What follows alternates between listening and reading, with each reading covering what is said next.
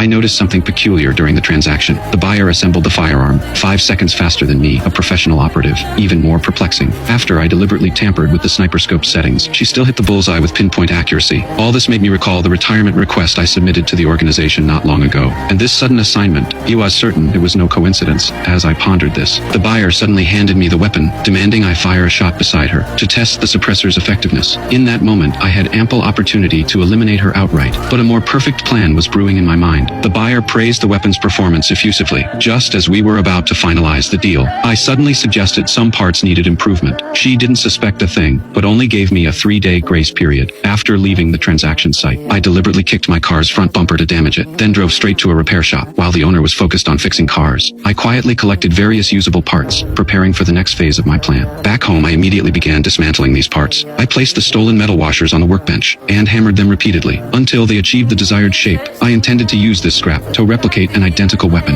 Next, I precisely cut the stolen steel pipe into 12 segments and assembled them with the machined washers. Finally, I fitted a custom casing. A perfect replica silencer was complete. To pair with this silencer, I specifically purchased a second-hand firearm from the black market. After completely disassembling and reassembling it, it appeared indistinguishable from an ordinary gun. Yet every component had undergone meticulous adjustments. Now came the most critical part. I filed the bullet tips flat with a rasp, drilled a tiny hole into each one, then carefully injected a few drops of mercury. Even if these modified bullets missed vital organs, the mercury's toxin could deliver an instant, lethal blow. 3 days later, the transaction proceeded as scheduled. Just as I handed the modified bullets to the buyer, he suddenly demanded another inspection. I noticed the restaurant staff hurriedly retreating into the kitchen. The entire hall suddenly emptied, as if I'd fallen into a meticulously designed trap. When the buyer reappeared, I swiftly tucked the concealed gun into my pocket. Fortunately, the inspection went smoothly, and the transaction concluded without incident. Staring at the thick stack of bills in my hand, I began to wonder if I'd overthought the whole thing, but I didn't know that the buyer received a mysterious call on his way back. What happened? There was the opportunity.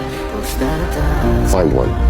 I'm following you now. Late that night, I hesitated about confessing the truth to the buyer, but what happened next made me abandon that thought entirely. I realized that from the moment the deal closed, I had been followed. I deliberately ducked into the shadows of a street corner, drew my pistol and quietly circled behind the tail. Just as I was about to pull the trigger, a motorcycle suddenly sped past, disrupting my plan. The assassin escaped by the skin of his teeth. This mishap confirmed my suspicion. The organization was determined to eliminate me completely. The next morning, as I packed my bags, preparing to take my wife away from this troubled place, I had no idea sniper rifle's crosshairs had already locked onto my head.